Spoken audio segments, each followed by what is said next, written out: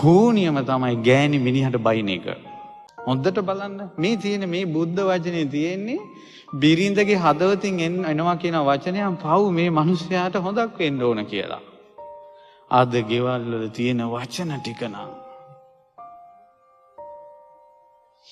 අම්මෝ යම්කිසි ස්ත්‍රියක් ස්වාමියාට බැන බැන ඉන්නවද යම් ගෙදරක ඒ ගෙදර හෝනියම නම් මොන පුහුලෙන්වත් කපන්න බෑ.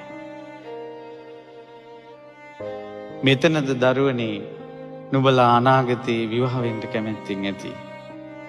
යම් දවසක ඔබ විවාහ වුණාට පස්සේ ස්වාමියාට බයිනවා නම් දෙස් දෙවුල් තියෙනවා නම් තෝ කියලා කියනවා නම් ඒ ගෙදර පිරිහීමක් මිසක් දියුණුවක් නැහැ.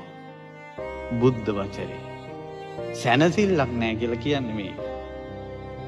ඔය වාගේ ගෙදර තියෙන අඩන්තේට්ටන් ඔක්කොම මැද්දේ දෙන්න කා කොටා ගන්න යන ගමන් ගිහිල්ලා බන මඩුවක ඉඳගත්තා කියලා. ඔවුන්ගේ සකල ක්ලේශයන් නසන්ට එක වචනයක් කියන්න අද බුදුරජාණන් වහන්සේ නැහැ. ඒ නිසා ඔවුන් කුසල් දහම් වලින් නැසිලා නිසා ධර්මයේ අවබෝධ වෙන්නේ නැහැ.